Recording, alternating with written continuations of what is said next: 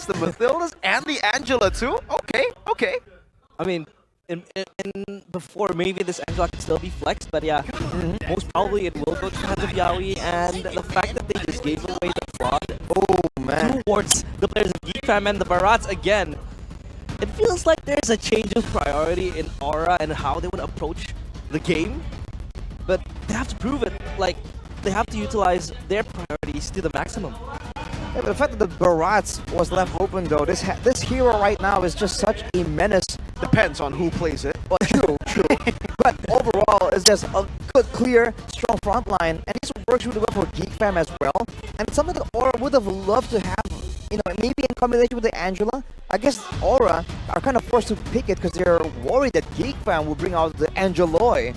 That is one more thing that, you know, is weighing on their minds in this phase right here. Roger and the Fredrin. The Feramis changes into an Angela from game number 1, but the Roger and Fredrin is still the same, even the pick order here. But for GEEK Fam, their last pick in the first phase. What is it going to be? A Barats, a Claude. Usually, you can see the combo with the Mathilda. As Aura wants to look for chases, a good disengage tool will be that Mathilda. And we all know how crazy Beloy can be on that Mathilda, but he decides to go for Ruby instead. They prefer to utilize the flex potential of both Barat and Ruby into the second phase. And this is technically what we've been foreshadowing as well in the pregame. They are a team who've been experimenting so much, so they know the dynamics of how they can utilize these picks in the draft. It's never one-dimensional. It's always almost flex. Meanwhile, for Aura, the Angela technically is flex, but at this point, it's tough with the Grok banned out, with now the Florin banned out by Aura. That just goes to show how flex this Ruby truly is, because they still have to respect that Florin. No Grok, no Cho. What will Yaoi play? I think he might be forced on Angela. Might be. I think GEEK absolutely don't buy the fact that the Angela will be in the hands of Yaoi by default, especially with options available.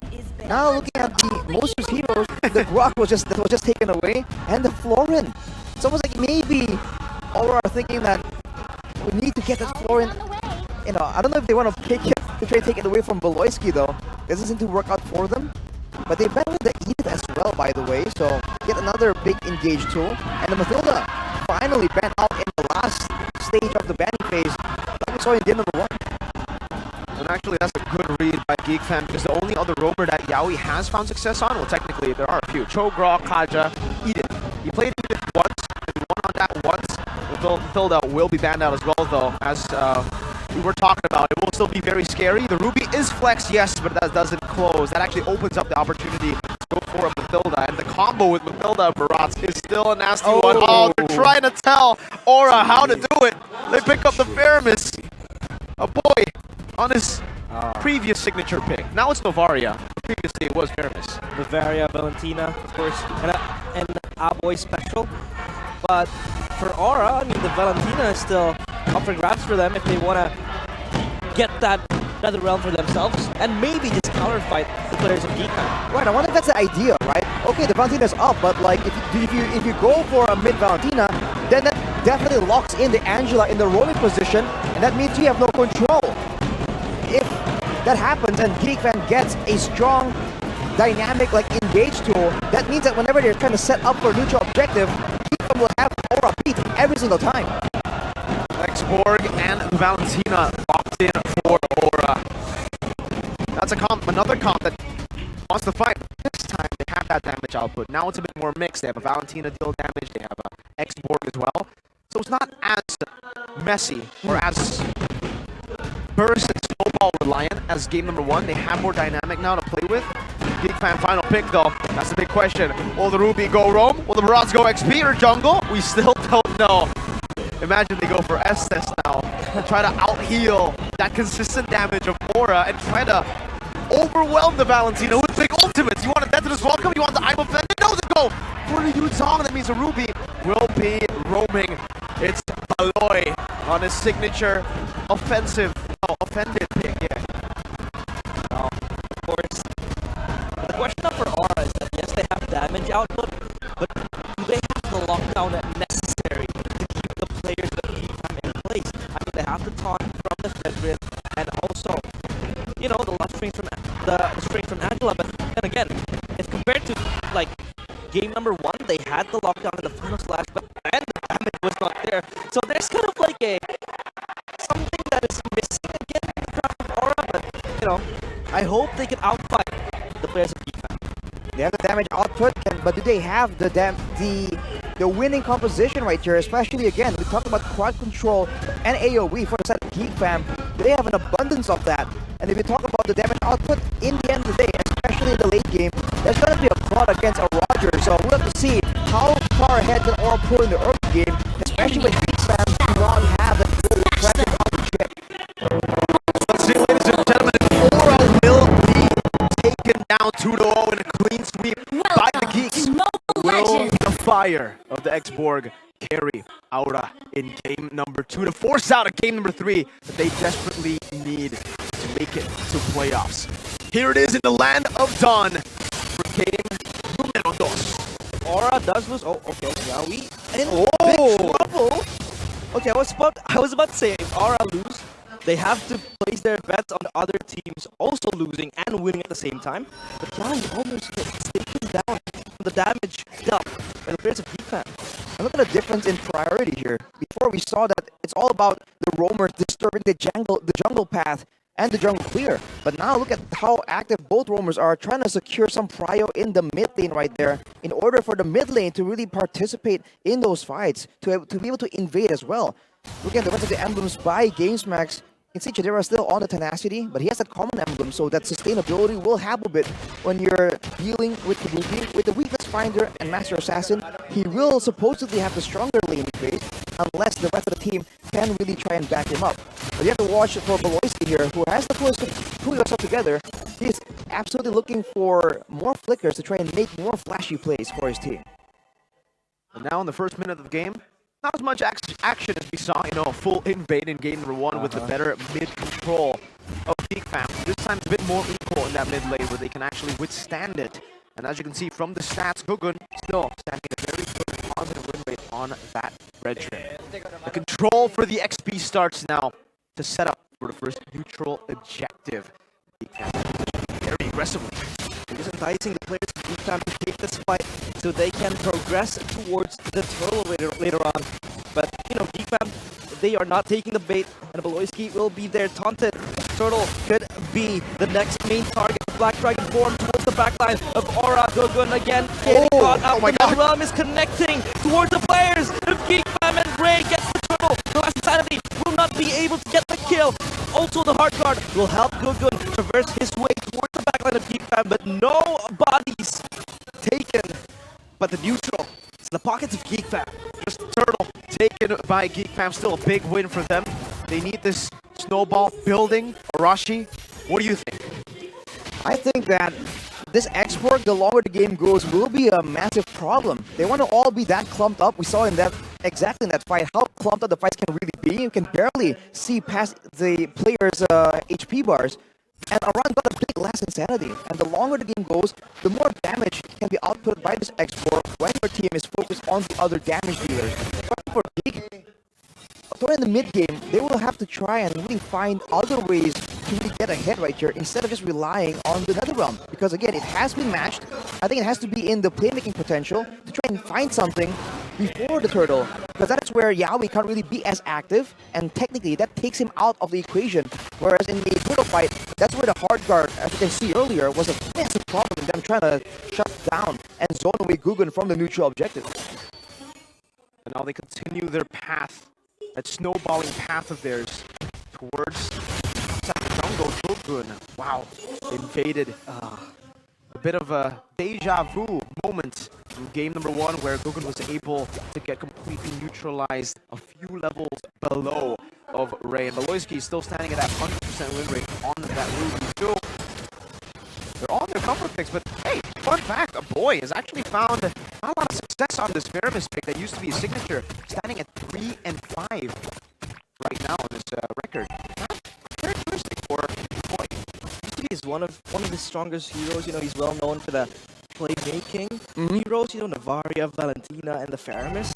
It really helps him boost the utility of his teammates as well. But now, the turtle is going to be the subject of taking Oh! Whiskey. He fails it. Taunt now from Gugun. The Black Dragon form is there. Yaoi channels his heart guard to protect the players of Aura Esports. Again, a change in NetherRealm will be there. The taunt again towards Luke. Luke will be able to run away from that altercation. But a boy steps forward with the Shadow Stampede. Will not be able to take any of the members of Aura. Again, a stalemate in this turtle dance for both teams. The battle of sustain is still happening, Beloy. A pull towards Gugun. Gugun will be the way that he won't. The appraisal's wrath is there, and the damage follow-up comes through. Kabuki looking to get his fangs on the back of GEEK Fam and Aura Esports. They chase down a boy next to the chopping block. Gugun will be able to get the turtle. No, he wanted Kabuki getting the kill.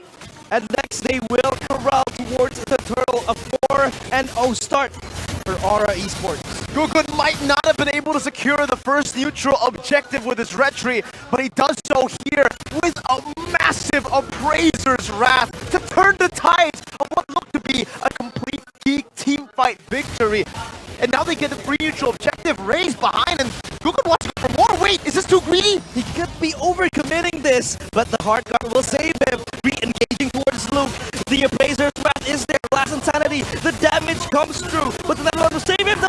The Blazing Duet from Chidera towards the backline. No, it forces them back. Luke on a sliver of HP. And they disengage as Aura Esports again winning that battle of sustain. Battle of sustain and battle of damage output as well. And Gugun is not done. This is what this man does when you give him the advantage on a winning situation right here, on a hero with a lot of escapability and sustain. He's just going in again and again. He's trying to assert the dominance and get again that high neutral objective rate for his team. Game Fact, presented by our new application GoPay. Up until week 9, Gugun remains the player who has secured the most turtles and lords in MPL Indonesia Season 13 with 62 turtles and 46 lords. This guy's an objective maniac. And so far this game, it's 1-1. He loses in that retry battle, the first turtle, but then he just swings his sword second time around. Man, GEEK Fam, technically forward scaling into the mid-game. We should see Aura continue the snowball. They have a Roger, they have a composition that's really, really good in that mid-game, and they're technically already doing that. Yehezkiel's doing a good job at just stopping that turret from being taken, but in the end, they will have to let it go. A bit too risky for him to stay there and to actually battle it out. Arashi, 7th minute of the game, coming into the third turtle. What do GEEK Fam need to do to turn the tides again? I think GEEK should really avoid a lot of these big fights, but look at Luke. Luke almost solo killed by Kabuki, just hiding in the bush. He will pop the BDF and run away. Yeah, for GEEK, I think they just go for these trades like we just saw earlier. Like right now, with a pull and the kill. Chidera gets Yehezkiel with the help of the Blazing Duet, but their Appraiser's Wrath is there from Gugun. Again, popping up NetherRealm from a boy. They will sustain the damage, but Kabuki with the mega kill. He is hungry. They're just Predator in the building, and Aura again bouncing forward with Kabuki. GEEK Fam, we're testing their limits, and their limit is Kabuki. But Kabuki might bit off more than he can chew. He won't.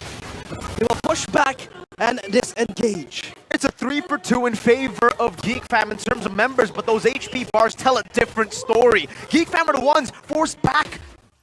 Did Aura win that? I think overall, the goal difference really shows that, in a way, GEEK did benefit from that, but Aura is showing again that even though they start off the fight on the back foot, losing a member, they can still hold their own against GEEK Fam right now. So the gold and the early game pressure is still very much utilized by Aura. With a War Axe finish for Aran right here, there's going to be a big problem, especially for Chidera. Chidera does have the sprint to try and really maneuver around the battlefield. He's only on 2 items right here though, so his damage will take a bit longer to really ramp up.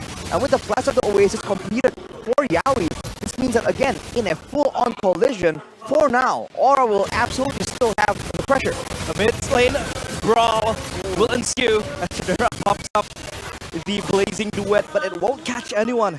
And Aura, they're just playing the waiting game. This could be the next objective being contested. Black Dragon form popped up now. Gugun, the subject of that take, and he will jump to the Lord Pit. But again, the NetherRealm is there to save him. The Heart Guard will equip him again and just sustain the players of Aura. But Retribution is there to get the Lord. Kabuki gets the kill. So does Gugun. And Luke, stuck in a rock in a hard place, will jump forward. The Petrify flickers away from Aran. And Gugun, double kill secured. Aura, double-digit kills. But they lost the Lord. But does it matter? The neutral objective maniac says no to the neutral objectives. Look to take the fights. Damn the Lord. They win out a massive team fight, still holding on to their lead and utilizing this mid-game power spike. But hold on, they're looking for more turrets. But it's a great move from GEEK to force a fight right there when they know that their head skill was a bit too far to really participate immediately. They did lose in a team fight, but the fact that they did get the Lord means that they can stall this game out for that much longer, and they denied Aura from a chance to crack open the base at the 10th minute of the game, buying a bit more time. But Voloisky, He'll play again with amazing duet. Haskill saved with the hard guard, and this could be the turnaround from Gugun. He's looking for Voloisky. Where are you running, little man? Gugun will lead the charge forward. The taunt connects towards Voloisky, and Kabuki is there to shut the damage. The BDF again coming in from Luke, trying to disrupt the fight, turning it into two dragons in the Land of Dawn. But thankfully though, for Aura, they will disperse, and that is just another taunt. Phew. What another crazy skirmish from what looked to be a Geek Fam pick-off attempt to then an Aura chase to then a Geek Fam disengage, and now both teams respecting each other, backs away. That was a risky fight to take, man, but hey, look at the timers. It was a risk that they can take. Nothing to fully punish on both these sides. Even if they lost one member, it would have still been okay. Kabuki though, 6-0-3, that's a GDS, Arashi. well, that's already 4 items in his inventory. And you're seeing why it's so difficult right here for Luke on the Yuuzong to really have that much impact. Early on, a lot of his furious dice were just maneuvered out of, and he's forced to use them at all times of the fight instead of being the main engager. And now, when he is still flying around in the Black Dragon form, Kabuki immediately just chunks him down in a matter of 4 or 5 hits. So, for him to really be able to even have a say in these fights, he needs a couple more items to at least be able to withstand some of the damage, and maybe then he'll be able to threaten the backline a bit more, and defense can have at least some way to deter Aura from just walking forward, knowing that they have more damage output, that they have this mid-game power spike, at least for the next neutral objective in 20 seconds. So mid-game still in the hands of Aura. Your mid-game could be in the hands of yourself, ladies and gentlemen, if you want to go and take the Exorcist bundle later on for skins, because that will definitely increase the level of play. It does increase mine, no. Maybe that's a placebo, but I think it's the skins, obviously. I think for players as well. Anyways, let's get back into the game. Mid-game power spike, obviously still in the hands of the Flaming Dragons, but it's only a 2,000 gold lead. Are they comfortable with this? I don't think so. That quad is still scaling very slowly, but very surely, and he's building up to be a threat. Look at him. Fam looking for a rebuttal. Chidera almost gets caught in the process. Good. Again, stepping forward like a brave man he is. And the Lord, again, just in the middle of a tug of war between two angry teams. And look at the macro play from Aura, though, sending the Angela. Probably going to get a neutral objective here. He might be forced to try and go for a bit of a pickoff.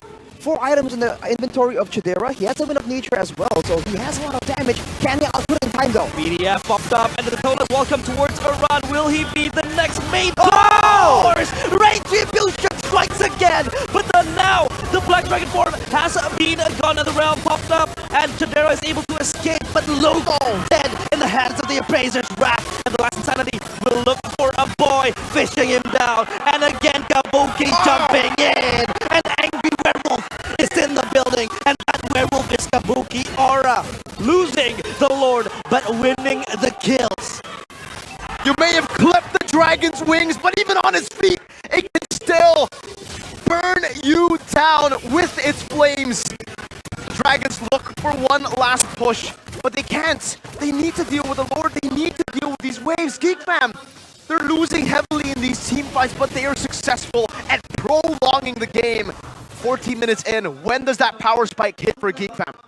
I think it hits at about now. I think they're just waiting really for a boy to really start ramping up in his damage output and in trying to find situations where they can be the ones with more of an advantage. Look at the gold difference right here. Even though they lost multiple members, it's still only at 2k. And if you look specifically at the gold lane, Chidera is matching Kabuki in the gold and in the damage as well. Look at that. Massive shred. The late game potential the Claude is showing. You can see the items, even the Melpic 4. Poor Claude. That's the main, that's the tip of the spear for GEEK fam. Now they need to be able to land that spear into the dragon, stab him, and take them out, because even with that power spike, the AoE that Aura have is ridiculous. You cannot write them off. A lot of times, of course, GEEK fam being trapped in the AoE, and the fact that Gugun is just so brave to step forward and tank the damage, but you have to be careful. Chidera, time and time again, has been the damage dealer for GEEK fam, and the fact that he has 4 items, or full items so far, he's just power farming his way towards the late game, and if GEEK fam are able to weather the storm, they might have a shot at turning everything around. And you have to remember that a boy has a bit of an advantage. He has the passive, right? That time and time again, GEEK fam have very sneakily used to get an advantage. They'll sacrifice a boy to get someone else, and if the death timers are long enough, it becomes absolutely worth it. But of course, in any real fight right now, for now, until the gold lead and EXP lead really equalizes, GEEK fam still have to rely on Beloyski to try and find the catch, and with more items in the inventory of Chidera and a boy, there's a chance that a big "I'm offended" can be translated directly into a pickoff. We'll see for now, because of course Yeskill does not have to purify, only Kabuki has a way to deal with it. And I think GEEK fam will make their move right before the Lord does spawn, because they do know that, of course, Aura are going to be banking on Yaoi to make that macro play once again. This is so scary, man. Like, you take a look at the scoreboard and you think, this is tough for Aura, but you take a look at the gold lead, and it's 1,700. Aran! Aran pulled into the chaotic team that is GEEK fam, but that's just a taunt. Send a message towards Aura to be careful approaching this Lord pit. Oh man, that's his entire Faraga armor taken out. He will be able to get that back. Obviously, we can just burn some of these creeps in the jungle, but back to the point that I was making, 14-3, 2,000 gold lead only by Aura. This is, if you wanted to say what game reflects GEEK fam the best, this is probably it! BDF now towards the backline. With the blazing duet, but the hard is there. Aran gets Ray. The backline though, Gugun gets another kill as well. Apoy is very low. He is gonna be chopped down. He won't. He's still surviving. But legendary for Kabuki. Chidera is able to run away.